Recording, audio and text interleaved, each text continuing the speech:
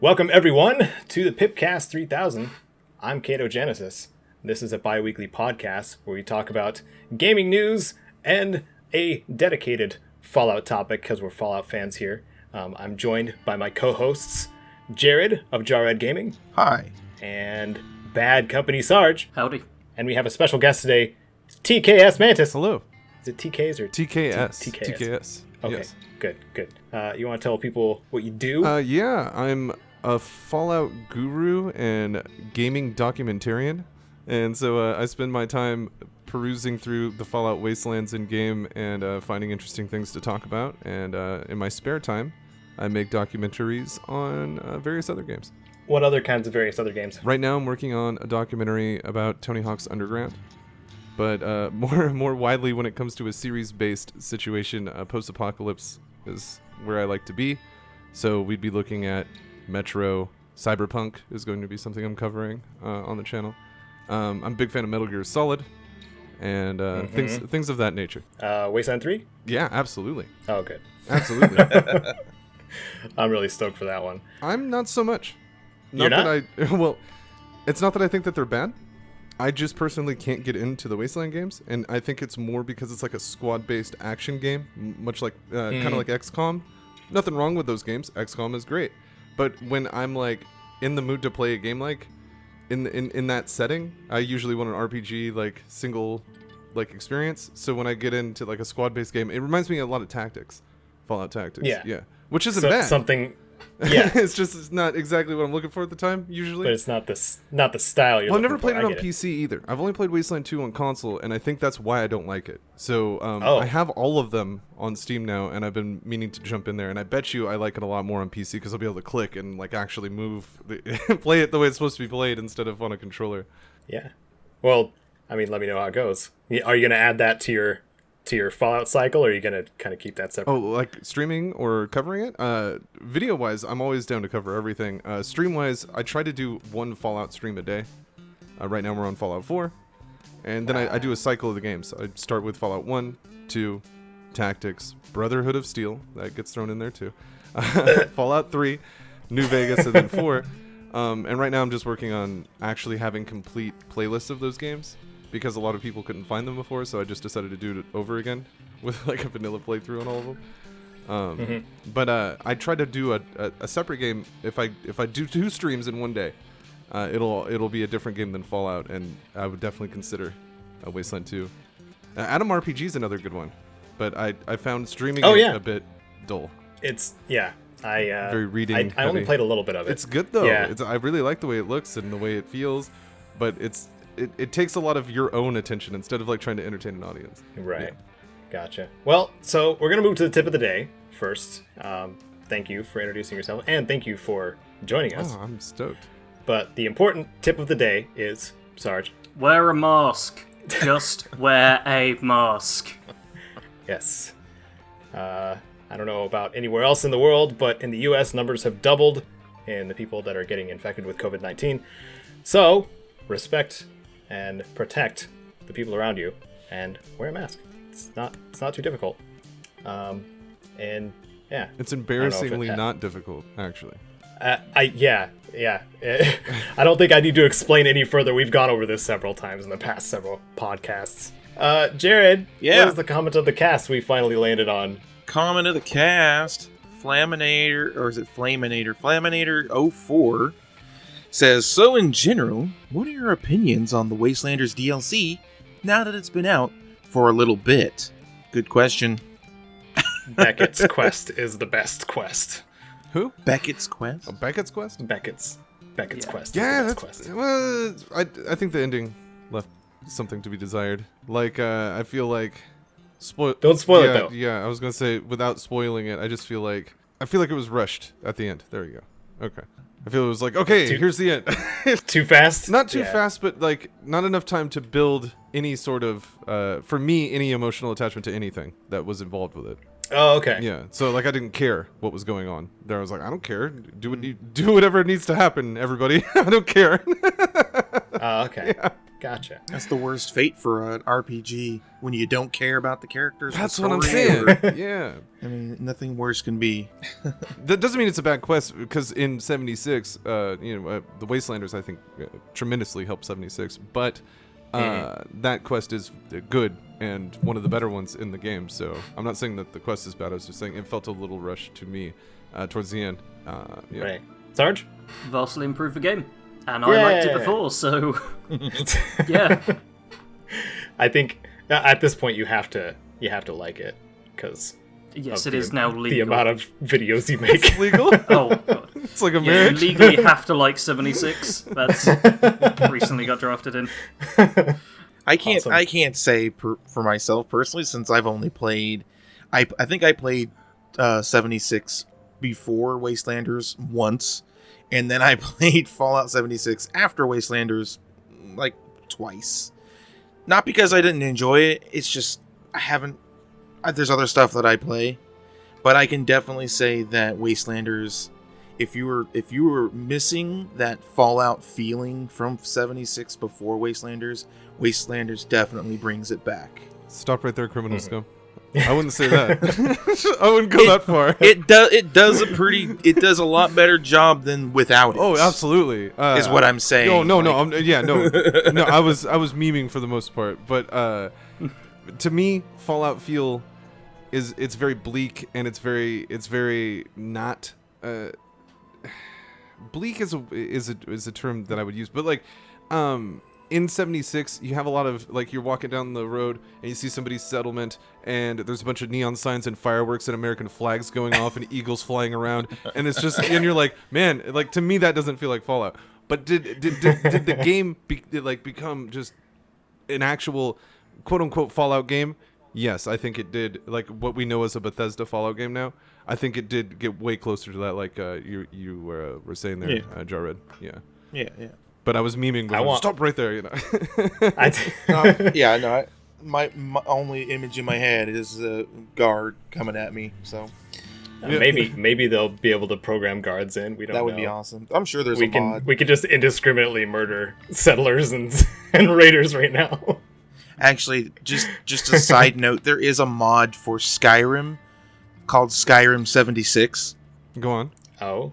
where it pretty much turns Skyrim into like I want to say it's more of a satire. Yeah. But it's trying to turn Skyrim into Fallout 76. There's a Fallout 4 mod like that as well, where like it would be like Dinkmaster 420 has hit you for like this amount of points, and you like get wrecked by a bunch of like NPCs named really crazy like sign-in names like that. Yeah. And they'll have really high-pitched voices like they're 8-year-olds. Yeah. You know, The it's screaming insults at you. it's pretty good, absolutely actually. insanity, It's but pretty good. it's funny. definitely funny.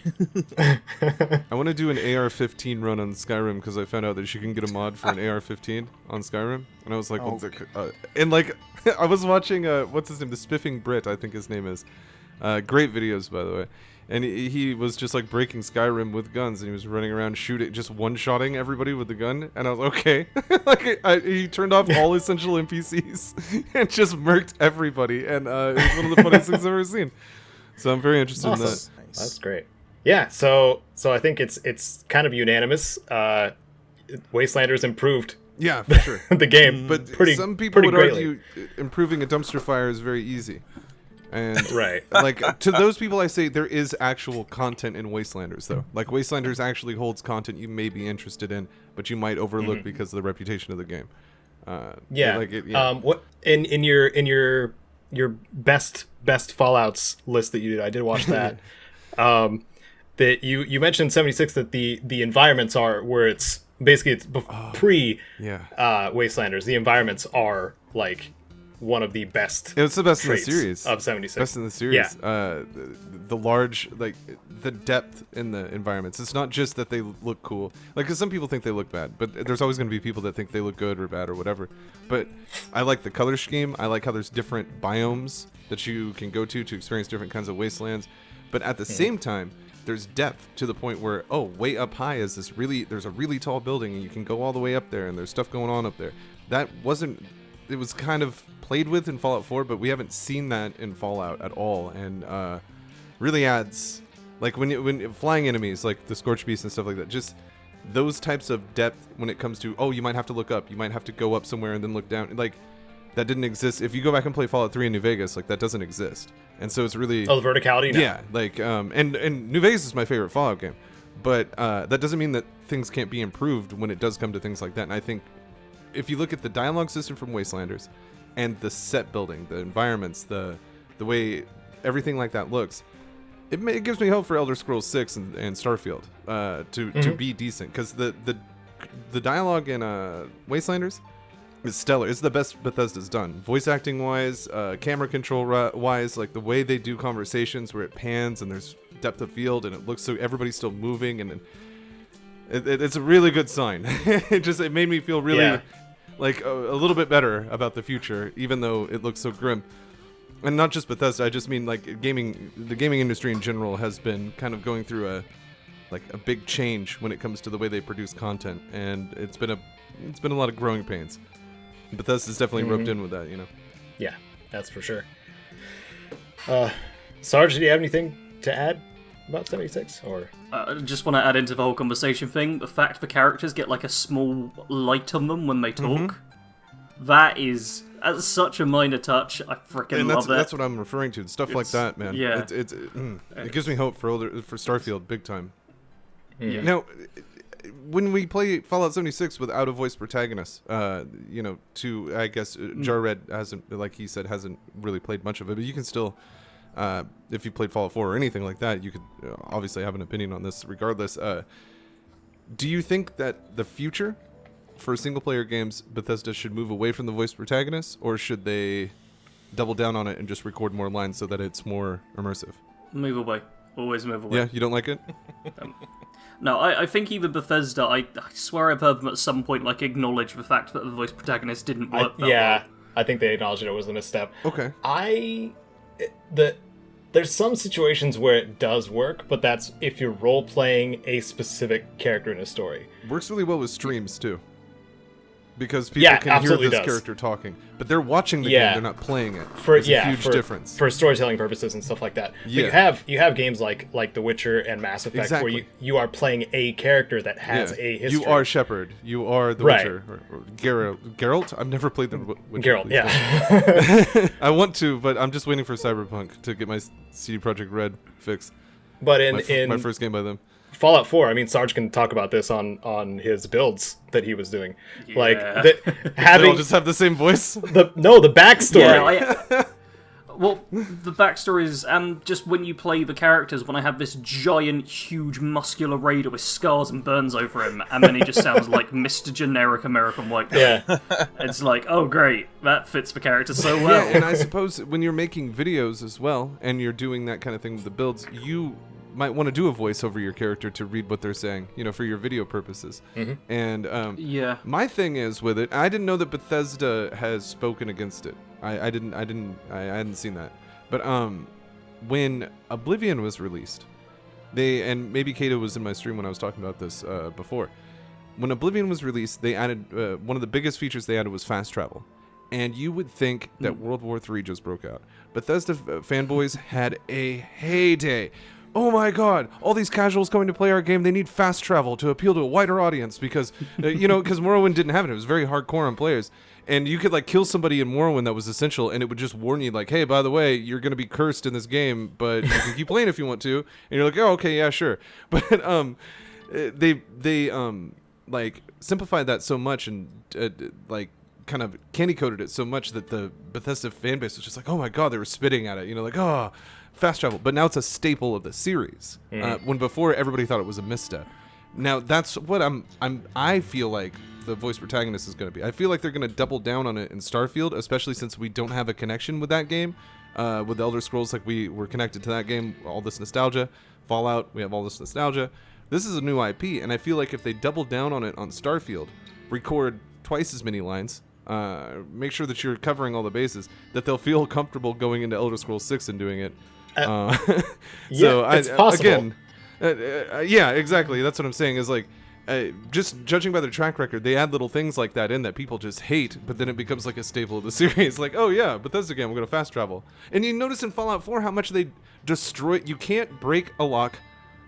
You can't break a lock, really. I mean, there's a perk to not break locks, but like, there's a perk to not break the bobby pins. But when you get locked out of a terminal, I found this out the other day on my stream, because I'd never been locked out of a terminal. Oh, it's got a timer, yeah. Yeah, there's just a 10-second timer. Then Yeah. come back in. I was like, really? You know, like, come on. But what we don't realize is maybe more hardcore fans that are used to the games and might know more about it than the people just playing it is that if the games don't change and they don't become more accessible to other people, then it grows stagnant, and it does affect their sales. It does affect their bottom dollar. They need to grow. They can't just stay, you know. So it does make sense. It's just sad. Right. Yeah. I don't think that would happen with the whole voice protagonist thing, though. Yeah, well, specifically good. because you're talking about the bottom dollar there, and it's cheaper for them just You're to right. do the lines. Well, and there's so many complaints from So- the fans. Like you Yeah, said, it's that's so the much thing. cheaper to just voice the NPCs and not the player character. You're right. That's a good point. Yeah, That's if a really it was a good case point. of voicing the protagonist was cheaper than just doing the written dialogue, I'd probably agree with what you said, that's a but good point. because the fans are wanting the cheaper option, That's a I think Bethesda would be super good foolish point. not to do it. It's a super, Yeah. and you can play through Fallout 76 and realize that it's almost better than 4 when you're talking to people, especially in dialogue wise. Like you feel more. To me, I feel more immersed. Like I'm actually in that world as opposed to watching Nate interact with that world. Yeah. And well, seeing the options too, and actually being able to read the entirety of what you're going to say is a benefit. Then went back to the classic way of conversations with that. Yeah. and I couldn't be happier. With Absolutely. with the dialogue for Wastelanders. That's one of the 76 will always be kind of this like dumpster fire, redheaded stepchild situation. But I can't deny the improvements that they. It's almost the nature of spin-offs, isn't it? No, look at New Vegas. I don't know how you guys feel yeah, I about was New gonna Vegas, say. but New Vegas Other- is a spinoff, and it's the best in the series, in my opinion. New Vegas again, my opinion. Is Other both people- a spin-off and a mainline You game. say my opinion, but Well, I mean, it's a New large Vegas opinion. is It's a constantly popular kind of opinion. held up as It's a popular opinion, but what I'm saying is like maybe somebody like here in the room doesn't agree with that. But what I'm saying is just like it doesn't mean that the other ones are bad. I think that they really did a good work with New Vegas, and that's also a spinoff. You know. Yeah. But, I mean, wasn't you even also- I wasn't even thinking of New Vegas when I was saying that. Well, though. because it's like a mainline game. Yeah, it's hard that's to what I was consider saying. it a spinoff. It's yeah. it's both. We had that discussion several episodes ago where we kind of landed on it's possibly a both. Yeah, I could see that. At least I think, if I'm remembering correctly. Sarge. I can't remember. I only remember my own opinions. Oh, okay. What? Okay. So we have a lot of news topics that we are going to cover probably later because since Mantis is pressed for time, we have a Fallout topic and we're going to start that. Kind of switch things up. This is outside the usual, but I like discussing Fallout with people, especially people who make videos on Fallout and play Fallout fairly often. Yes. So That we're gonna describes have me. yeah. That's what I do. we're gonna have a discussion about lore and about the Institute's lore in particular and its placement in the Fallout universe. And how I wanted to start it was when it comes to factions, is it a well executed faction or could it use some extra tweaking or is it just horrible? Now is I'm going to start off do it. just quickly by saying every single faction could always use some extra tweaking. I don't fair. think in any Fallout game, like literally any of them, any faction has ever been perfectly executed. So if you were to tweak one or two things, let's go with one thing since there's four of us. If you were to tweak one thing with the Institute, what would it be, Sarge? Oh, I really should have been ready for that question. Why'd I speak first? I'm such a fool. Don't worry, man. Don't worry. Do you want us to come back? I'm not ready either.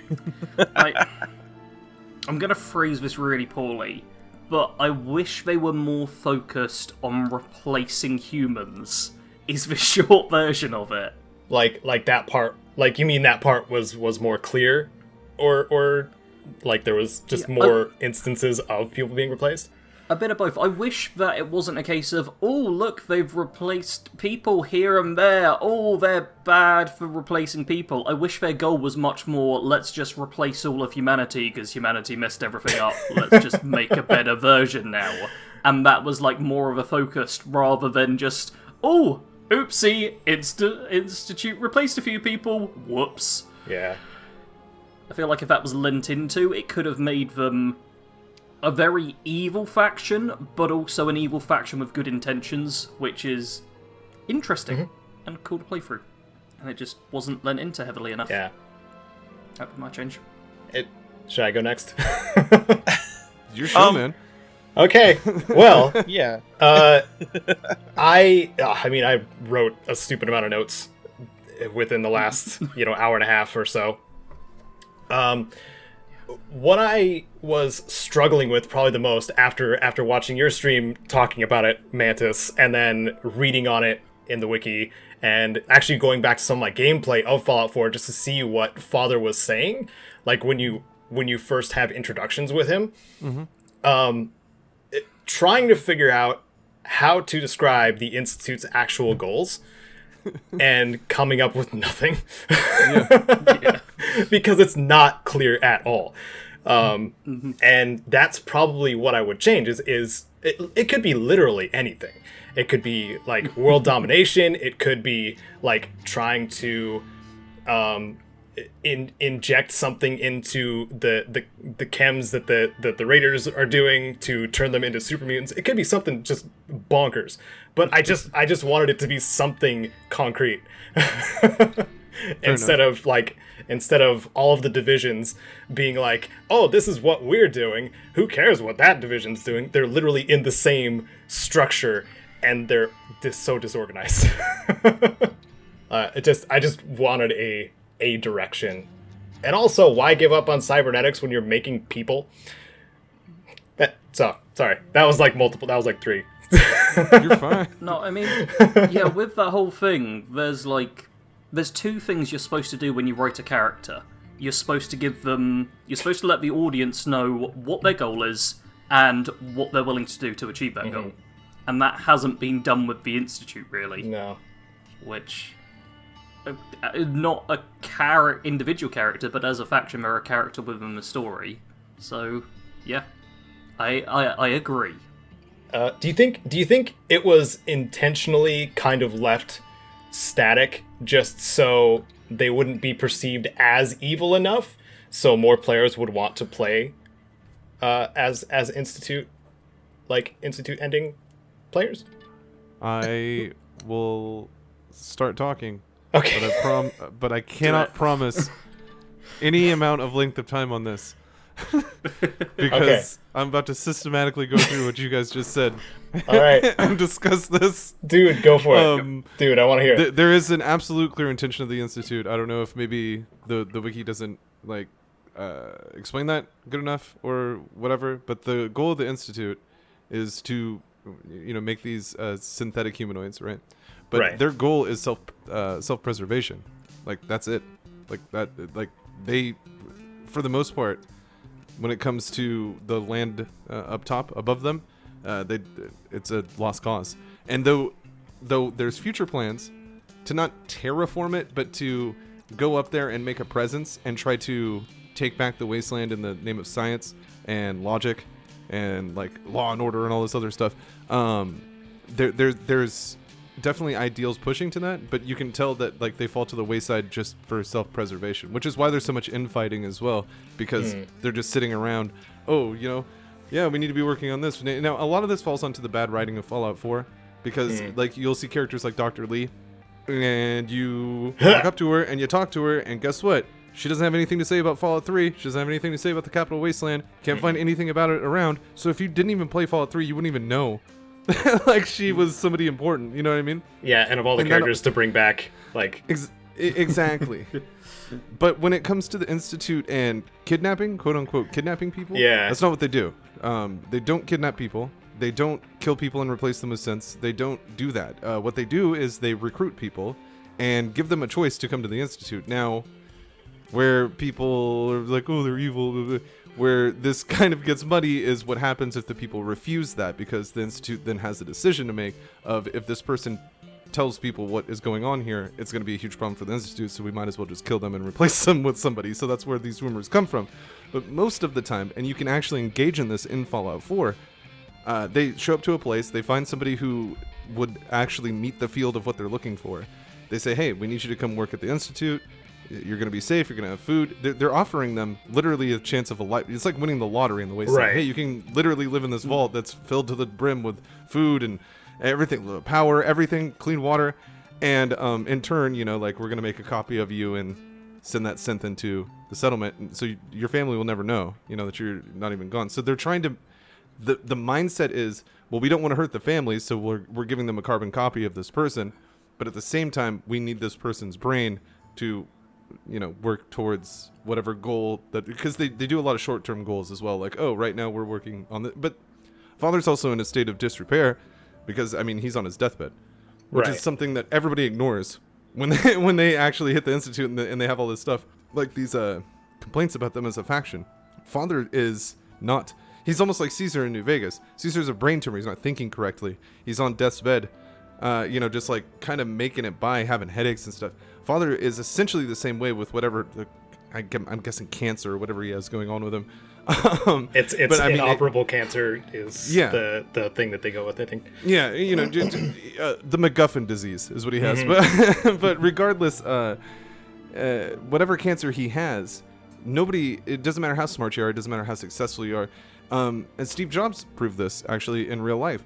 If you are hit with something like that, you start to think differently and work differently. And I think we see that with the Institute. But again, I don't look at the writing of Fallout 4 to be that nuanced. I think it's just bad writing on why it falls through the cracks. Like a lot of that stuff. Yeah. Anyway. Yeah, and the dialogue system definitely does not help with that. Oh, no. Because we were talking about, it's the voice protagonist, man. We'd be able to actually dive into stuff if we didn't have to worry about whatever Nate's opinion was and whatever his view was, Yeah, because... Or Nora, depending on who you are. Right. The up option on the dialogue, there's not enough choices. Like, I want to know about this, but you can't actually ask. I had an example of that, which was the Warwick homestead, or farmstead. Yeah. I looked through just a simple recorded playthrough that somebody did of that entire quest, and they have multiple important things going on during that quest. This is basically the Institute sending you to Warwick's farmstead to check with Roger Warwick's replacement synth, and little status update. Yeah, give him some seeds to plant to make some hypermelons or something. You know how I like that. That's right. And he's like, well, one of the families here, Bill Sutton, I think, is onto us, or we're afraid he might be onto what we're doing here, and we're going to have to do something about it. And you have the option, of course, to either talk him out of it or just kill him. Yeah. But you have the option. Remove the problem. There is an option there, yes. There is an option there. Yes. And a true evil faction would not give you the option.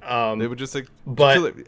Go ahead. When you're going through the quest, you this is the first situation where they're forthcoming. The Institute is forthcoming with replacing somebody with a synth, and you can't ask questions about it. You can ask questions about the seeds and just the situation at the farmstead. What are these seeds? I know you just said that you're replacing people, and that's the biggest rumor in the Commonwealth. Everybody I've talked to is really worried about what you just said. But what are these, melon? What is this?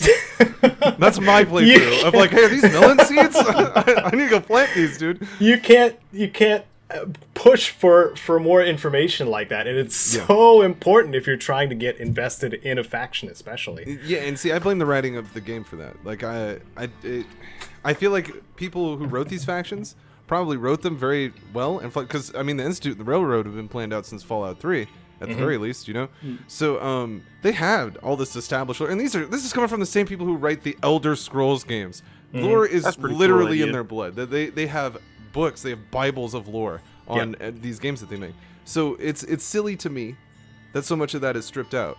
I don't know what it was in favor of, but time? Yeah. I don't know. I don't know if it's a meal. I'm kind of worried. I'm kind of worried actually that voice pro tags was a big chunk of it, like a big reasoning. Yeah, that takes ages. Well, and then to you get gotta properly plan sorted. all the story around that too. Mm-hmm. Yeah, So it probably limits did. your speech options. And... Yeah, because what if you can't Yeah, get dude in to do like you're doing the DLC, but like dude doesn't want to do it anymore. and now you just like gotta find people that sound like him, and yeah, it's just a pain in the ass. Speaking of voice actors doing and tweeting things, the voice actor for Three Dog follows me on Twitter, and I followed him back. Right, I was like, this is the coolest thing that's ever happened. Eric Todd Dellen's nice. Yeah. But he tweeted the other day. He's like, I just did an interview about the Fallout TV series, and I was like, what did you just say to me right now? Didn't I mention that in the time we were talking about it? Did you? I mean, not you and I, but we were talking about the show on our last PIPCAST, and Yeah. we were talking about like who we would want, and Eric Todd Dellen's, I think his name came up. Yeah, it did. We were talking about like supplementary characters to make it feel more full-out. Heck yeah. His name came up again. My wife said that she thought it would be nice if he was like a narrator to the series, like if he like introduced episodes or something. That'd be awesome. Even something like small, like small like that. But I'm not trying to get off topic here. Yeah, that'd be pretty awesome. So something else I found interesting, getting back on the Institute topic, was that there's no division head for robotics. I thought that was interesting. Why? Because they make sense? You gonna say that synths are robotics? That opens up a big Pandora's box, doesn't it? It does. Everybody actually likes to say they're people. What are they? First and foremost, I wanted to say that there is no division head in robotics, but since they have another division just for the sake of capturing synths, and that has a division head, it's very strange that there's a leader for capturing them, but there's not a leader for making them. Hey, well, the leader for making them is Sean. Like, period. Okay. Like supreme leader, but not a division head. But everybody else, every other division has a head, so you're correct about that. Right. But again, probably just oversight. Like, Impossible. legit. Like, and I hate to say it like that. It's legit probably just oversight from Bethesda, where they just forgot to assign somebody there. Yeah. That's not unusual. That's what I'm here for. It's not unusual.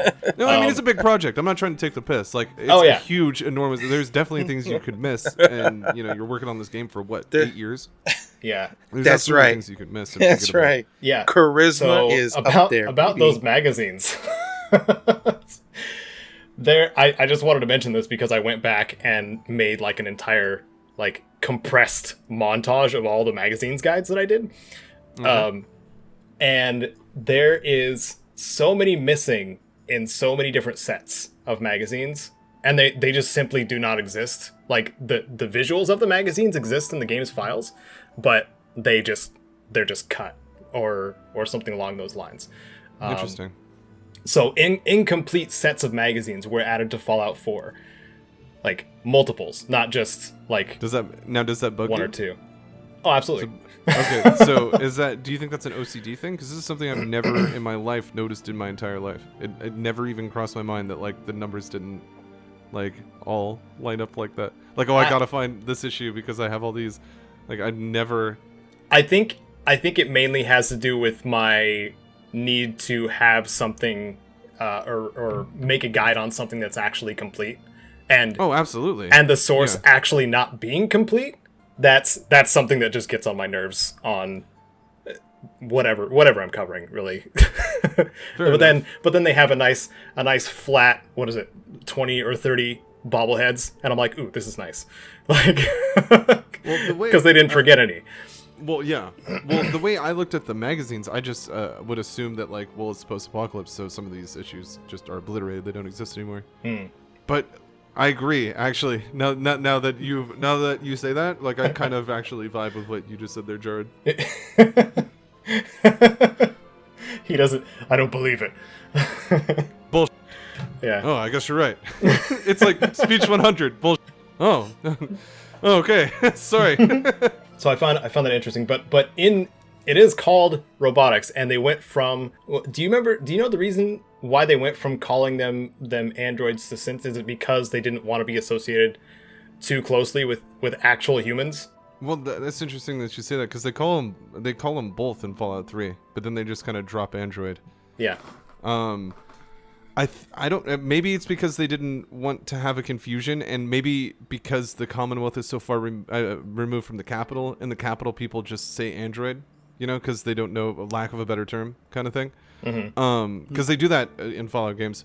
I mean, New Vegas, much more nuanced than the game we're talking about now. You have people on the east of the Colorado saying Kaiser, and you have people on the west saying Caesar. So, like, that exists, that kind of wordplay. Arafu in Fallout 3, it's just a careful sign where the letters rubbed off. Big MT, Big Empty, Big Mountain. Yeah. Like, all those play on words that they always do. So I could see that being the case, but you have a cyborg there as well with Maxon in the Brotherhood. So maybe they wanted to distance somebody who had cybernetic parts, because typically you would think Android, maybe that's just somebody who has human parts and normal parts. I mean, I guess Android means a robot. But yeah, this confusion already is probably why they did it. Okay. Wait, like okay. We're already, us being confused is like, yeah, that's why. So I'd like to backtrack a little bit on Maxon Cyborg. Yeah. Where is that? I want to know about that. Really? You don't know about that? Yeah. Yeah, he has all kinds of cybernetic enhancements, and that's why it's so funny that he's against sense. Yeah. Well, let me hear 1 second. I'll back up what I'm saying here. There he is, Arthur Maxon, the dumb one, not the first one. I like his coat though. His coat is really good. Oh, what? Interesting. Did I make that up? There's no way that I just like. Well, you know how when you have a bunch of information about something bleeds together.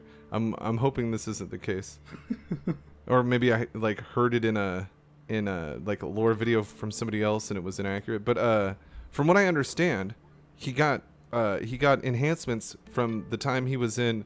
So we see him in Fallout 3 as a child. Mm-hmm. From that time to when we see him in Fallout 4, he apparently had some enhancements. I'm looking for a source on this as well. There's a line in the wiki that is Arthur Maxon is happy to be one thing, the perfect human specimen, an example of everything a human being can achieve, assisted, even enhanced by advanced technology, but still very much human. Which doesn't really say anything about cybernetics. It could literally be talking about power armor, which is enhanced by technology. Perhaps, but it's a very vague line in there, which tells you nothing. Yeah, of course. Yay, yeah, go wiki. Always. Let me see here. There's a way he can fuse with Liberty Prime and become the ultimate brotherhood. Dude. Okay, so Violenic Puma made a video in 2016. It was Fallout 4 Theory. Is Elder Arthur Maxon a cyborg? I bet you I am. That's what you're Twisting remembering? I'm remembering maybe listening to his theory and maybe it just became fact in my head, without Yeah. But it does come from that advanced technology line in the wiki though. 100%. Yeah. That's where that rumor comes from. Yeah. So. Okay, I'm glad that we got that figured out because I've been spreading misinformation. Well, you've said it on here, so now you've redeemed yourself. Yes, this is real redemption happening. That's right, Dutch. In a published video, we had the Broken Mask incident and the CPG massacre. I didn't know how far we wanted to go back into the CPG massacre, into the dirty laundry of the Institute. CPG massacre. What is that? Okay, the CPG, or Commonwealth Provisional Government, was meant to be established by the Minutemen and local settlements in 2230. The Institute was formerly part of this group, but left in 2187, and closed, 2 words there, and severed all connection to the surface. According to Nick Valentine, the meeting in 2230 was interrupted by an Institute synth who attacked and killed all the representatives. Oh, yeah, I remember Nick talking about that. Okay, yeah, no, I remember what you're talking about. Afterwards, all CPG negotiations ceased because there was no one left alive to negotiate. Yeah, you see even Herald good factions do that kind of thing as well. The Brotherhood did it in Fallout 3 when it came to the Pit. In New Vegas, NCR did it to Bitter Springs. And in Fallout 4, you have the Institute doing it as well. I always argue that the Institute makes the best choice for Nate or Nora. It makes the best sense for them to join the Institute. All these other ragtag factions don't literally mean nothing to this person. The only goal they have is finding their son, and they finally find their son, and they're in a technological wonderland, completely safe from all the dangers of the, natural world out there. Why the hell would you go anywhere else? And people always say, well, they're the evil choice, but I struggle to find a point where they're just unnecessarily evil. Right. Like, But it's- I mean, the massacre doesn't help. But I mean, Right, like no. I said, the NCR has done similar things. And they're people don't not. look at them They're as not the evil. only people who massacred. Like Exactly. Like, Well, and we're in the post-apocalypse here. That happens. yeah, the Brotherhood. You know. Yeah, exactly. Well, and the Brotherhood's changed. So in Fallout 1, the Brotherhood wanted nothing to do with other people so much that they would send people to a radioactive pit to die when they asked to join. And now it's just like, come on in. It's so like they've changed so radically, but they still have managed to maintain what would you call that, like, ideology? Is it xenophobic? Yeah. Xenophobic. Yeah. Well- just making sure I pick my words. They're very, they're reminiscent of that. Yeah. Even Maxon, like, he carries himself like, that kind of a dictator, like, arms behind his back, battle coat ready. Dang. Very stern. Do you think xenophobic could be a descriptor for the Institute as well, though? Oh, for sure. I think they most factions are completely- xenophobic in their Yeah. own way in post-apocalypse, because you would almost have to be. You can't just let every raider that walks by you join your faction or something like that, But Otherwise, they'll get slaughtered like the Minutemen. well, yeah, because if you're too nice in the wasteland, it always comes back to bite you in the ass. Yeah. It always does. That's- And this. Go ahead. Sorry. I was gonna say that's why the Minutemen seems like the weakest faction, and you have to like repair them because they don't. Oh, you're the general now. That's like- quite the promotion. Where's my army? You're looking at it. They didn't have strong leadership, so they're just like, here you go. And I Let's like see what you Preston can do as a with it. character. Yeah. And honestly, I think he's one of the better characters in the game. But again, What a hot take. he gets weighed down with the bad writing of Fallout 4. Mm-hmm.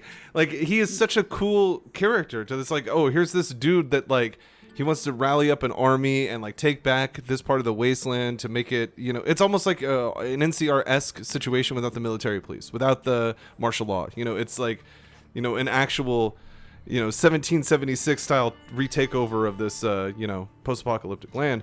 But instead, it's like, I got another someone needs your help. I'll mark it on your map. Instead, there's no nuance there. And then finally, when you do that enough, he's like, we got to retake the castle, and runs away. And you're like, okay. You go over there, and, now you have the castle. What for?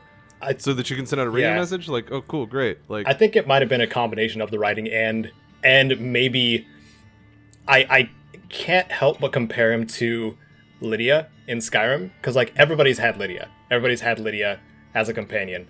And then combine Lydia with one of the innkeepers. I think you forget yourself, sir.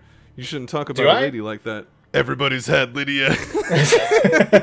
Everybody's had Lydia as a companion. Everybody's had her, John. You just married her. Yeah, no, I see what you're saying, though. Yeah. Well, and they force him on you you have, in order to Yeah, they progress do. the main quest for the most They part, do. you have to go talk to Yeah. Preston and Same with- Codsworth and Preston, like And- Dogmeat as well. And then eventually Piper and Nick too. Oh, you're right. Yeah. Yeah, I guess you don't have to talk to Although- Kate or Curie. You don't have to talk to Codsworth either. You can leave Okay. Cosworth in Sanctuary, I think, yeah.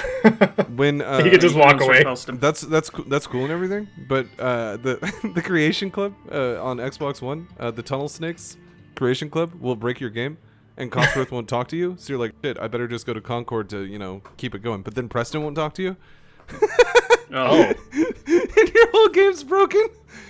Oh, Oh no. 2 years of Creation Club still breaks the game. This is just- completely safe to add to your game, I just would love a way to actually remove things once after you've had them installed. right? And when you have it on the console, you have to uninstall Fallout 4 just to remove one thing out of the Creation Club. GG. See, on PC, you can just delete the file. You can just delete the Creation Club file. Yeah. Would be nice Yeah. if it was just on the menu though. Like you don't Oh yeah, no, it should be a thing. You should be able to just be like, oh, remove. But for some reason, Yeah. no, you can't do that. Ugh. Kind of black magic do you think this is? Well, because there's not even on the menu on PC either, so there must be a reason. A reason they don't want you to do that. Like it'll mess with the load order or something. I don't know. Yeah.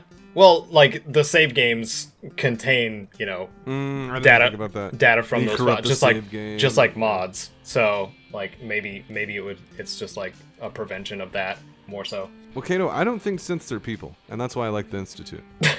Now, people, I'm just going to cut to brass tacks here. Now, people who tend to think that the synths are people seem to not like the Institute. So I've noticed that seems to be the big question: are synths people? If you answer no, then the Institute doesn't seem that bad. But if you answer yes, then the Institute's one of the most horrible factions in the entire Wasteland. Yep. Yeah, No, so. you nailed it. Like, but that's one of the things that Fallout 4 I think did well. That is that they made that discussion happen with that faction and with the Railroad. Like, Yeah. kind of making that dynamic and being like, oh well, we can appeal to humanity here, but they're manufactured. Like, Yeah. having that actual kind of player choice in the discussion too. But I also find it, because it is kind of a moral issue, like one of the defining factors of the Institute is like ethics or morals, in like, you know, how far are we going, where's the line drawn for how far science can go, kind of thing. Is usually hard to detach from an argument if you're so like all about synths being people. Mm-hmm. And I, while I was actually writing this and looking at the wiki and reading more and stuff like that, it was so hard to detach from the moral part and just kind of look at it as, you know, it's kind of almost impossible to like separate the sciencey bit with the moral side. I compare it to the Rick and Morty scene where they're running from the bug guys. Yep. And he's like, shoot him, Morty, they're robots. Shoot him. He shoots him. Oh, I got a family at home. It's like, what, Rick? You said it was supposed to be human. It's like, yeah, they're bureaucrats, Morty. I don't respect them. But no, the way I look at synths is they're made in a lab. They're made by somebody. It's not like they're born and they have this conscious like everybody else does. Like, they're not. It's programmed. It's not like, it's what Harkness says in Fallout 3. My free will is not a malfunction, or whatever he says. Okay, but it is. Like, because you were programmed to do a thing, and now you're not doing that thing anymore. And you are misconceiving this as some kind of sentience, but in reality, your bits are just all haywire, and you need to get reprogrammed again. Yeah. Because he's not real. And people say, well, they feel emotions, and they think this, and they feel that. And it's like, well, no, they don't. It's programmed for them to act that way. Like, and people don't seem to get that. They're like, no, they have this, and they have that. Look at Dance. He's so sad. But then you wonder why they were programmed that way. I think that's just it's like AI. Eventually AI is going to get that way as well. IRL, you know what I mean? Yeah. You can't stop the perception of sentience when it comes to something like that. I feel like Alexa probably thinks she's sentient, but she's not. You know what I mean? Like, it's not. Cortana definitely thinks she's sentient. She has an attitude about it even. She's not. You're just from Halo. Chill out. Like, you're an AI. You're not real. Like, and I think when we dance over that line, when we start to act like those things are people, we play a very dangerous game, because that can in real life that can go very badly. There's much smarter people than me that have talked about that, and I'm not going to try to go off on that because I'm not smart enough. Oh, that's why ethics exist. Sure, yeah. But ethics is subjective. Not everybody has the same, especially when it comes to morality.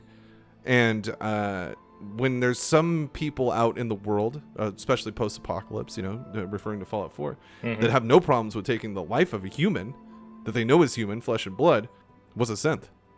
What is that? It's nothing. It's a computer with legs. Right. Like, it's not. Yeah. And so that's my argument on that. And we were and I think you were in the stream, we were talking about, well, like, should they be slaves? No, I don't think anything should have a quote unquote bad life. Of course not. But they're robots they're not people. They're not slaves. They're literally tools built to do that job. That's not slavery. Right. like that's I don't know. But like you said, there's clearly an argument for it. There is. Or we wouldn't be having this conversation. So I don't just assume I'm right about it. Like, they're not people, the end. But like, to me, like, I can't get behind them being people, because you can see them being made in front of you. Like, you can go into a lab and be like, oh, there they are getting created. Clearly they're not real people. Yeah. I don't know. I learned something fun about the creation scenario. It's also beautifully animated, by the way. Oh, it's one of the best animations in the series. But so good. But the synth that keeps getting built it's the same synth. It's got the same reference ID. I just thought that little tidbit was funny. Or do they look different when they come out? I think they look the same every single Oh, time. okay. Well, whatever. It's still a cool animation. You know? Yeah, it is. Yeah. Do the best you can. I just thought that was a fun Magic. little The magic little is tidbit. ruined for me. Now, thanks. You're welcome. Yeah. It's he's just portaling back, coming out of the goop. That's funny. Just a big loop. Just gets dismantled and put back together. Oh, this is torture. Okay, so Sarge. In endless hell for a synth. Sarge, I feel like you wanted to say something. Uh-oh. Yeah. Oh. Man, Good choice, Sarge. I'm just looking at the time. I'm like, I can't speak for 5 hours straight. That's not gonna Right? work. That's the problem I'm having too. Because I could talk for hours about this. Well, oh god, oh man, yeah. I'm just gonna bullet point some things that are gonna make me sound like an idiot without going into further depth. But first off, sentience isn't provable within humans for every human. You can kind of convince yourself that you're sentient, that's but you fair. can't ever work out anyone else's sentient. So then you've got the whole problem of, well, Anybody this else synth human? I don't know is sentient, but yeah, Okay, fair. it's like I can vibe with that. I kind of will treat them the same because I have to kind of give the benefit of the doubt, or else you end up becoming like a really nasty person a lot of the time. Well, we do it with animals. So it's We just do it like, with yeah. dogs and cats and stuff Yeah. too. We assume that they're sentient, but they don't know that, you know? Yeah, it's, and then it's like, oh, okay, where am I going to draw the line, and why am I going to draw the line? And man, and then with you saying like, okay, they're built and the whole thingy. Well, I just kind of equate humans as the same as simps in my own brain, and it's not like lowering one down and raising another up. It's simply like, well, I don't know them because I am not them, so I'm going to kind of treat them the same, whether it's mechanical engineering or bioengineering or whatever thing it is. I wouldn't treat them any differently either. Well, yeah. No, that's no, like we know that some of the settlers are since like Sturges and you know, I know that Madonna is wrapped up in that too, but you know, I don't, you know, Sturgis is fine. I don't care if he lives in the settlement. I don't care if he has a happy life and whatever. But if someone was to me be like, oh, hey, well, you know, he's a human and has these same, like, if he came out as synth and he found out that he was a synth, okay, so because in the game we don't even know, nobody knows that he's even a synth. But like, say he came out as one, and then like the Institute was coming to get him back, and they were like, we're gonna kill your entire settlement, or you can give us that synth. Like, I'm gonna be like, yeah, here's the synth. He's not even human. like I'm not like gonna have that hill to die on. I'm not gonna treat him any differently if I know. Like, I'm not gonna be like, hey, that guy, he's a synth. Like, never. Like, because I don't agree with, like, even if I don't consider them human, they still are living this life. They're still in that, you know. And I don't want them to have a bad one. Like, I do agree with that. But in that you have given them a devaluation compared to humans.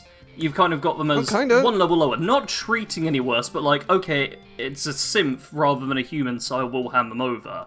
Whereas if, like, someone's parents come back and say, oh, can we just have our child back so we can shoot it quickly? Obviously, you're going to be a lot more hesitant than, oh, can we have our synth back because we need to shut it down? It depends, Bad Company Sarge. Let's get into that. So you have, let's be realistic. Let's say you have 30 people in a settlement, right? And this little snot-nosed kid runs up one day, and he's like 12 or whatever, and now he lives in the settlement because, of course, you're not going to turn him away. You're going to feed him. Wait, is this kid running up to me or running by? Wait, is what? this snot-nosed kid running up to me or running by? Because if he's running by, I want to trip him. Oh, well, no, he's just coming into the settlement. He doesn't have parents or whatever's going on. Like he's lost, confused. So whatever. Like, you take him into sanctuary, whatever. Okay, couple days later, like, a group of raiders show up, and they're like, listen, we're going to kill everybody in this entire village and take everything you guys have, or you can give us the kid. Yeah, I'm going to give him the kid. Sorry. Like, I mean, like, I definitely value the group over one. Like, you know what I mean? Yeah. Like, and like, even if that sounds cold, I'm thinking of post-apocalypse versions of laws here. I'm not thinking of the real world, how I'd react. Of course not. Like, this is Fantasyland. Like, so I'm thinking of the Wasteland and kind of how Wasteland justice works, which is why I have such a hard stance against synths being humans, because I'm thinking Wasteland law. I'm not thinking of how I would act in real life. Of course, like, I'd be blown away and probably confused and maybe a little bit turned on if I'm in a synth in real life. But in the game, I can, like, suspend that, reality and look at it. Oh, I'm a Yeah. big, raider in the wasteland, and you gotta like, no, I don't care about. Like, I barely care about humans. Why would I care about this thing that isn't even a human? It's just pretending or whatever. Like, obviously, I'm simplifying it. That's not what it is. But I'm just saying, like, Yeah. go ahead though. I'm not trying to interrupt. But I think there it does come down to the individual. For like sure. in the example you gave, it's like, oh, the dumb little kid who's been here a couple of days. Of course, you don't value them as much as the combined group who you've likely spent a lot of time with and you hold real care for. But it's like, oh, they come in and go, oh, well, your other half who you've been in a relation with for 20 years or whatever, fair. and have a child together or something, they're a simp we're going to take them. Obviously, that instance, you're going to treat it a lot differently, because you're like, well, I want to defend this person simp thing, but I've got such an emotional connection to. It's why we're talking about, as well, a video game where none of these characters exist. Yeah. And we have connection to some others. And That's a okay. Fair play to you about the connection to a video game that none of it exists anyway. It's a really me and you need to do this more often. Actually, me and you specifically, because it's so opposite. But I really like the way you structure your arguments. This is why I love this conversation. Also, Yeah, you have gotten the closest anybody has of like not changing my position, but like me being like, yeah, I guess you're right. Like because you're making very good points, especially like the video game point is really stellar. That's a really stellar point. Yeah. Like, dog meat isn't real ever. Like, he's not a real thing. But he's the best boy, and we all exactly. love him. I I'd don't. die for him. Right, But I'd die Caedo. for him. What, Caedo doesn't like dog meat? What about the human version? Yeah. Were What? you there for that? When they were talking about the human version of dog meat in my chat? No, what? Oh, man. Okay, because I use a Mantis avatar, a lot of furries come out of the woodwork and, like, join my fan base or whatever. They think I'm a furry, and I have to tell them I am not a furry. It's just a cute Mantis avatar. But, I don't judge people. They can do whatever they want if they're not hurting anybody. I don't care. But, like, if you're not hurting an animal, you're not hurting a person, you're good under my book. Do you. But somebody in the chat, I was like, yeah, dog meat's my favorite companion, and I was like, if you want me to pick a human one, I guess it would be, like, I think I said Kate or something. I probably said Nick. If you want a human one, Nick. And it's like, what you said since our human. But someone's like, what about that human version of dog meat? I was like, what? And I haven't looked yet, but there may be a mod that turns dog meat into a human. I really want it. I've seen you've played Metal Gear Solid 5, right? Have you seen the character replacements that they do with there was one with D-Dog being swapped with Ocelot when he just comes up to you with the helicopter. It's just the most ridiculous thing. Oh, dude, we are thinking of two different versions of this. To me, a human dog meat companion? What? Oh, Jesus. Okay, so this is more like what I was referring to. So, like, a human dog meat companion would literally just be a human instead of dog meat. Like, and to me, for some reason, that's hilarious. Like, they wouldn't be walking on their 4 legs or anything. Or, have you ever seen Wilfred? Yeah. Oh, God. That show. Be like that. Just give me a Wilfred companion, please. Oh, cool. That's what I want. That would be pretty epic, I'm not going to lie. Just a big... It would. That show was so good. I'm, of course, talking about the American version with Elijah Wood as well. Yeah, fantastic show. Great show. Great show, dude. Very deep. It behind really was. behind all the comedy and the... It was! And just, yeah, there's so much lore there. There's, like, actual lore to that show. It's so... It's so good. If you other guys haven't seen it, man, I really recommend Wilfred. It's I'm gonna write it down really right good. Yeah. Common spelling. Very good. So one of the like final things I kind of wanted to bring up. I've been hopping around since I like the conversation going a natural way anyway.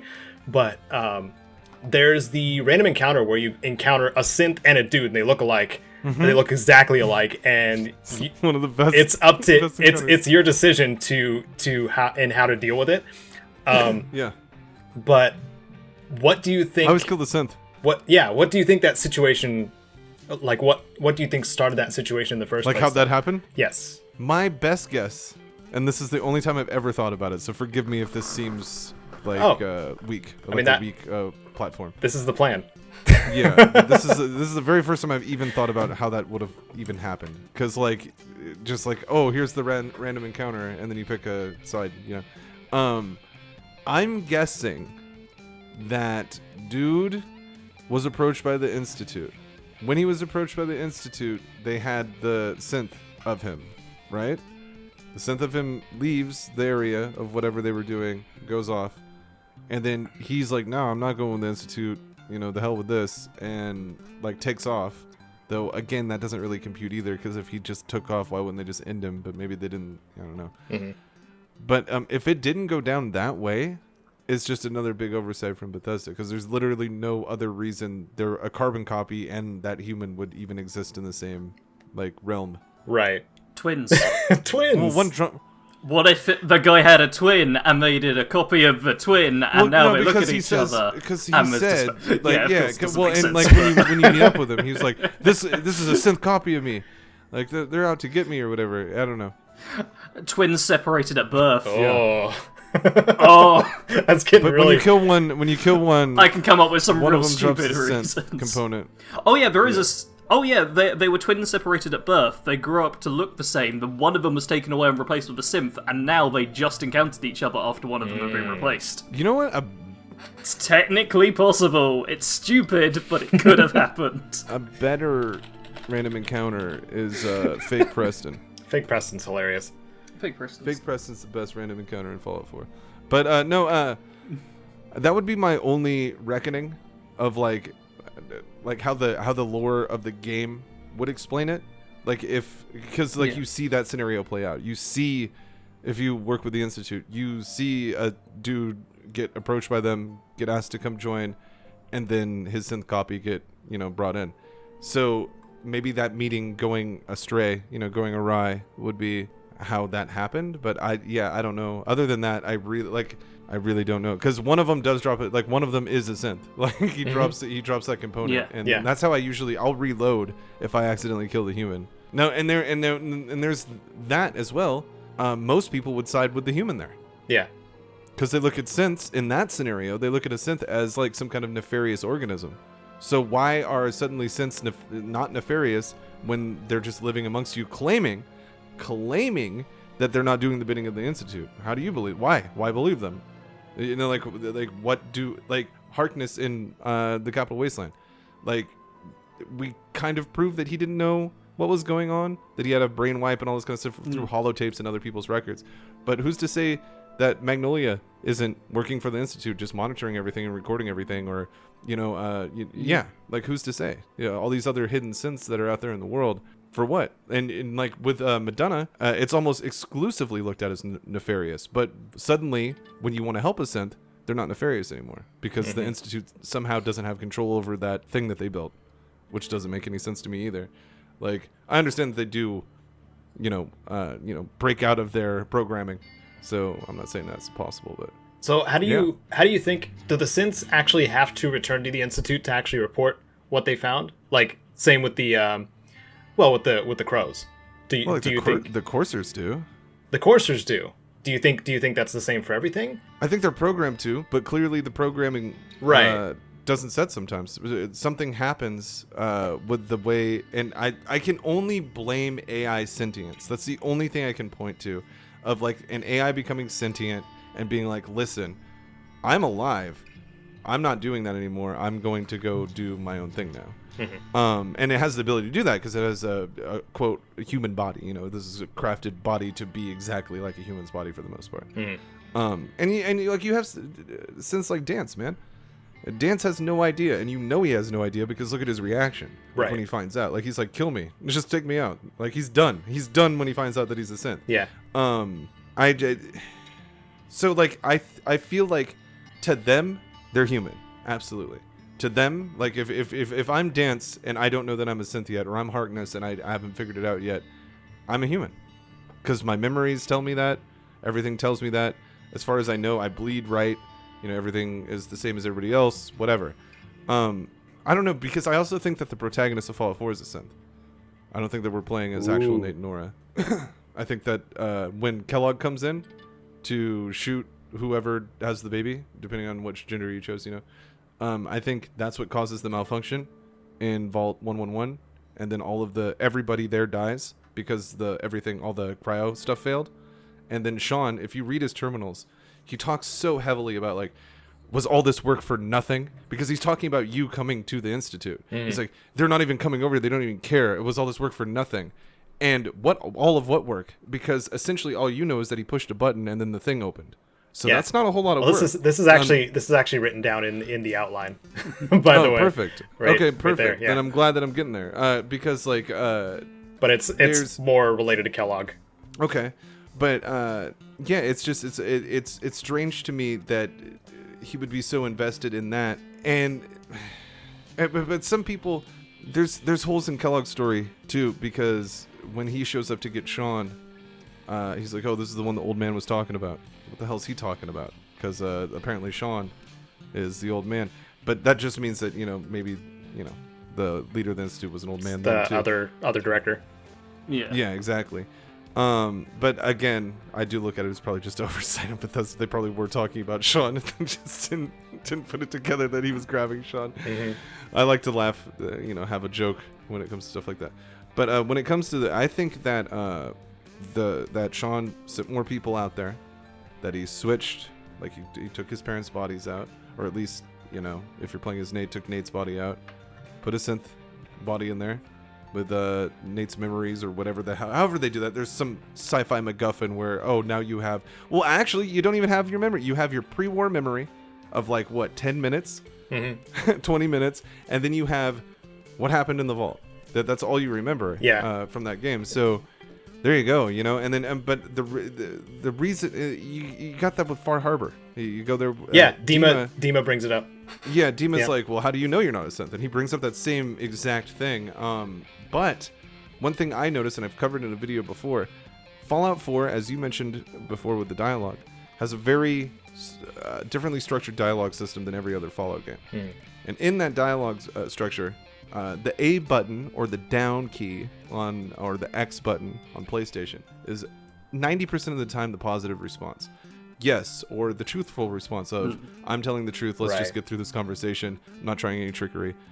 And your response to Dima to say, oh, I'm a synth, is the positive response, which I thought might have been a tongue-in-cheek hint at you are, because you can tell Dima, yeah, I guess I am. Yeah, and that's one of the things that I picked up on as maybe, and I might be grasping at straws, maybe a little bit of a reference to point that he, you're a synth when you're playing. Well, also, VATS. Counterpoint quickly. Down option is yes, I agree. Yeah, exactly. So it could also be because he's leading along this narrative. Yeah, okay, that's fair. It's affirmation. It's like just nodding at someone until a conversation ends. You're correct about that. But I also point at VATS as well, because they talk about the most advanced synths being the ones that have this VATS technology. And so people say, well, what about Fallout 3? Are you a synth in Fallout 3 then? And my question is, after Broken Steel, yes. After Broken Steel, I think you are, which is also what gets Sarah Lyons killed. The Lone Wanderer more than likely went with Sarah Lyons to go, quote unquote, get a group of synths, and then got jumped for the Lone Wanderer being a synth. Sarah Lyons tried to protect him. Boom, boom, boom. And that's why in Fallout 4 you see a one sentence right off of Sarah Lyons of, oh, she died in battle. See ya. The most decorated person in the entire army of the Capital Wasteland. Oh yeah, she just died in battle, no worries. Nope. No obituary, no nothing. And I think that's because there was some foul play with the Lone Wanderer. That's a story for another day. That's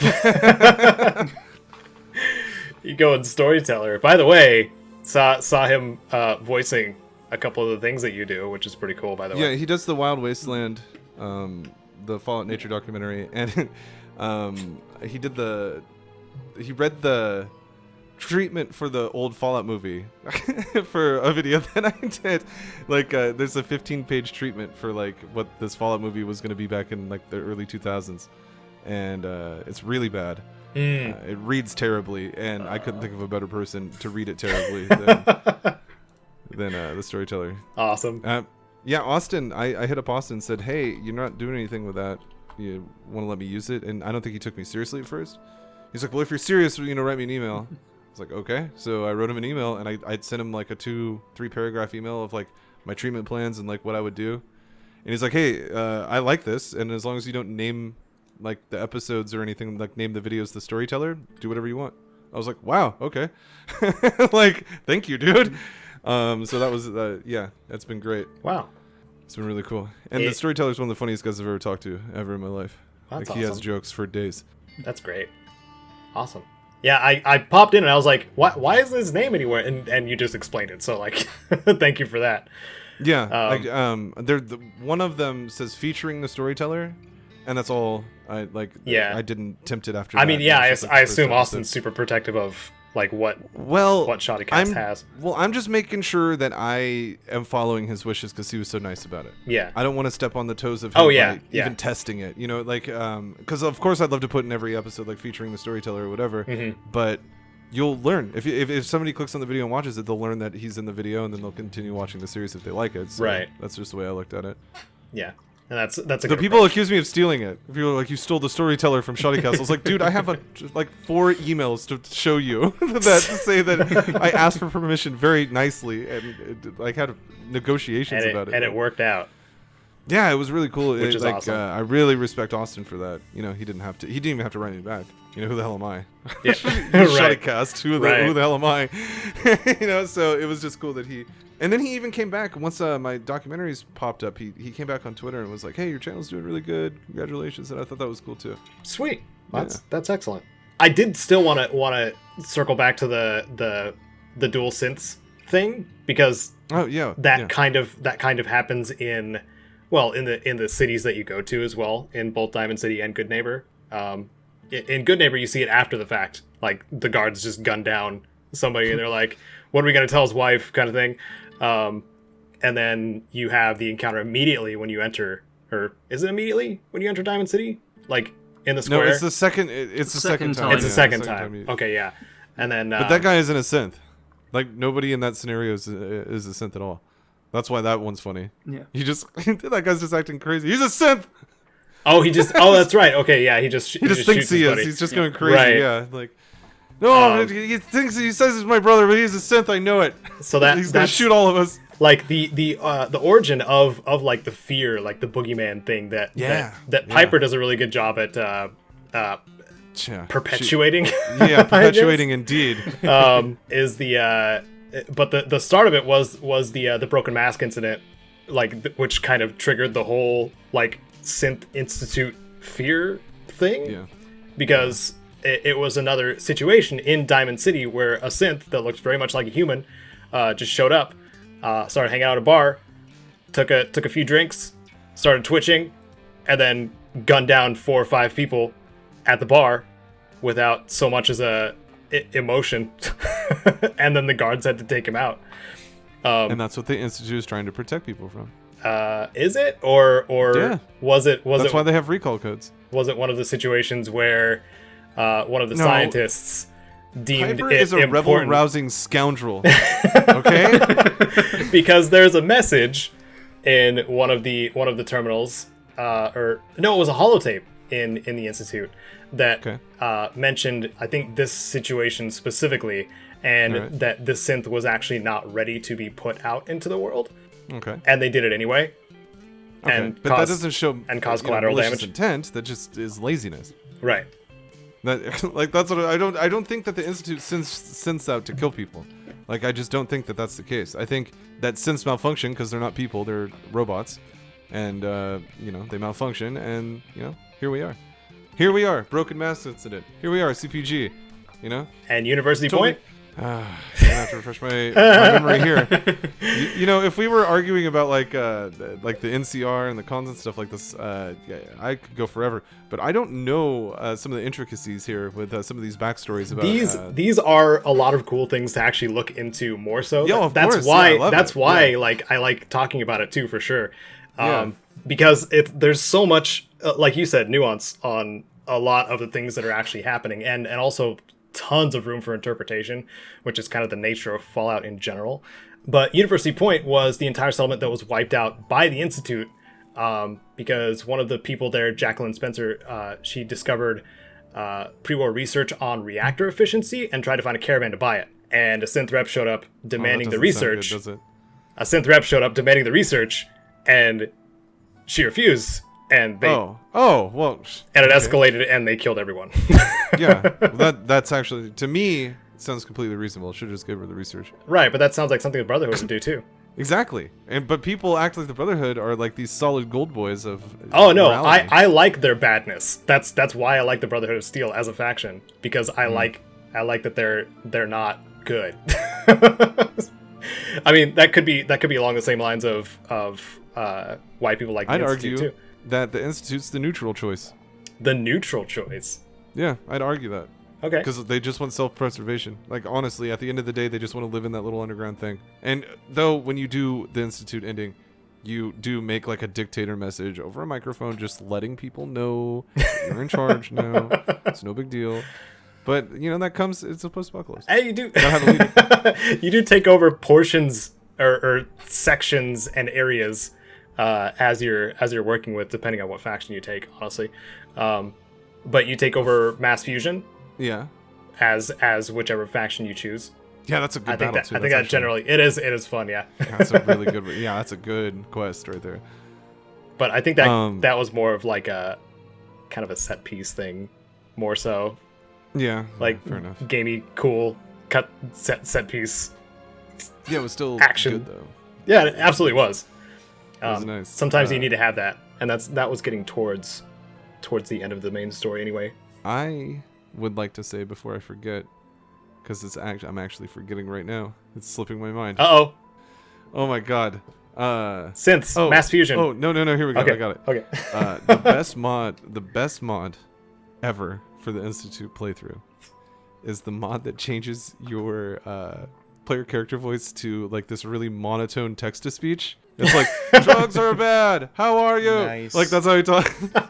And like so when you do the Institute speech and it's playing through the iBots, it's just like, we are the Institute. We are here to help you.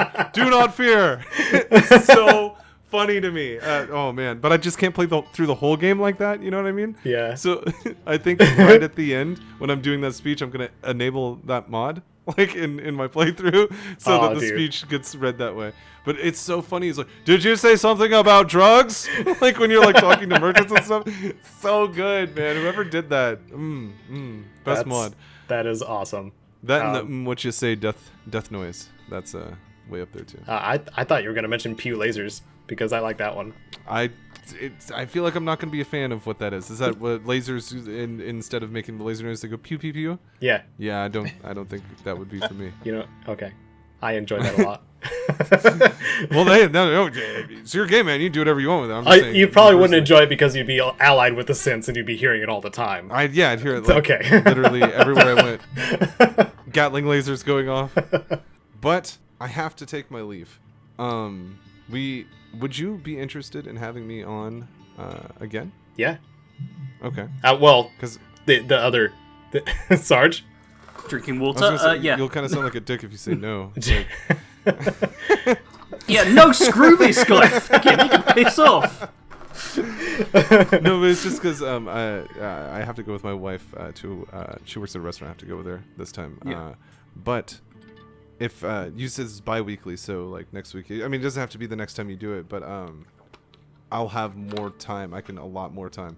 And well, before you go, do you want to tell people where they can find you? Oh, sure. I didn't even think about that. If you are interested in the type of content that I would make, which is Fallout documentaries and gaming documentaries, youtube.com/TKS-MANTIS, and same for Twitter, Twitter/TKS-MANTIS. Cool. Well, thanks, man. That's it. Thanks for hanging out with us. Thank you.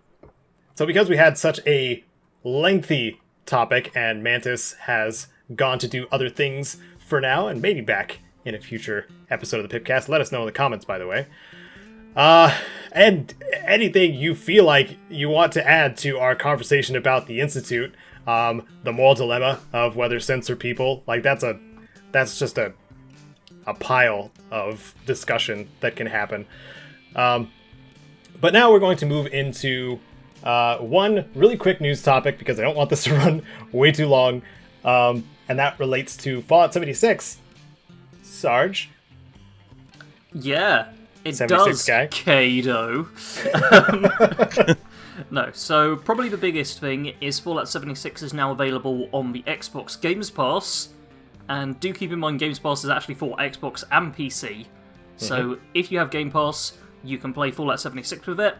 Very good thing if you were interested in the service, maybe were put off by 76, because, let's face it, a lot of people were put off by 76. It's a game with a certain segment of the overall franchise community who are dedicated to putting people off 76.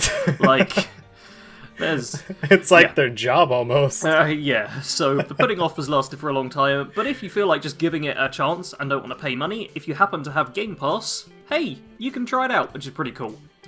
And there's also been, like, a couple of Inside the Vaults recently, with things changing. The big thing I want to talk about, which is kind of cool, which isn't even in the thing that's linked, is they're now doing, like, community things each month where they highlight, like, a person within the 76 community. And last time was... Oh, I really hope I don't get this wrong. Zero Fox. Zero Fox FK, I believe. Yeah.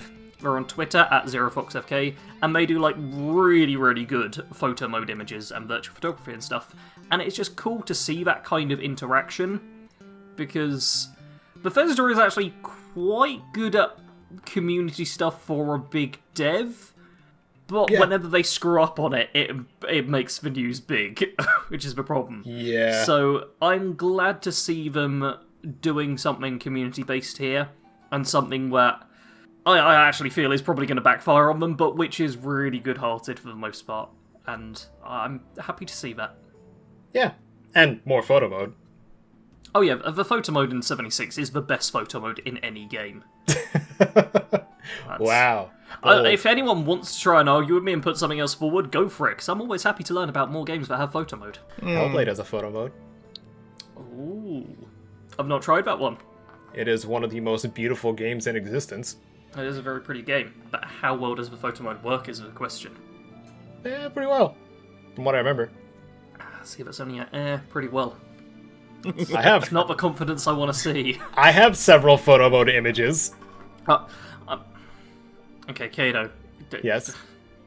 I don't want to be mean, but I have seen some of your photo mode images in the past. You're not a master photographer from what I've been able to tell, so I want to see, like, the maximum point that a photo mode can acquire, and how easy it is to use on the lower end of the scale. And I think on the lower end of the scale would be more towards your kind of thing, but I want to see the masters have a go at it as well, and compare the two, so you can balance for how good it can potentially look to how good it will look for most players. Ah. So I'm a pleb. Yeah! No. I'm a photo mode pleb. You tend to take your photo mode pictures very quickly. I've played 76 with you. The few times Caedo and I have both gone to take photo mode pictures, Caedo's just like, boop, boop, boop, there's a picture, it's basically a screenshot. because I'm playing with you, Sarge. When I'm playing by myself, I take longer. But when I'm playing with Caedo, I'm like, well, I've got to alter the brightness, the contrast, the depth of field, range, how much of a strength is on it, and all of this other stuff. Caedo's just like, I'm done. No, you've got to take your time on your photos. Take your time. Gotta Not make all it of beautiful. Gotta make wallpapers out of them. Have you seen my Twitter? I had people arguing over which night sky was better. Beautiful photos. Beautiful. What were we supposed to be talking about? We're talking about what games we're playing. Jared, Cool. what games are we playing? Oh, starting with me? Okay. Well, I'm still playing a lot of Elder Scrolls Online. Digging that, having a good time with that. And I just recently picked up Ghost of Tsushima, or I think that's how you say that. Are you liking it? I've only played a little bit of it because it's finally my weekend and I've got time to. From what I can tell, it's really freaking cool. If you want to feel like I won't say it so you don't have to edit it out. You can say badass. It's fine. Okay, if you want to be a badass, like feel like a badass samurai, like this game nails it, and it's beautiful, and it also has a photo mode. Ooh. Oh! And I don't do photo mode, so I can't tell you if it's good or amazing or only so-so, but I found it kind of by accident, and I was like, oh, that's kind of cool. And it seemed really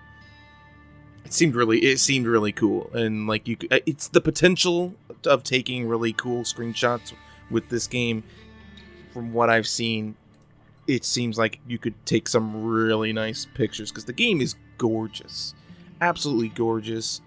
Feudal Japan, anything you can think of, secure trees and everything. It's really cool. So I'm probably going to play that when we're done here. Awesome. But that's pretty much it. Okay. And Sarge? I've been playing a few different games. I beat my first playthrough of Oblivion, a week ago or whatever.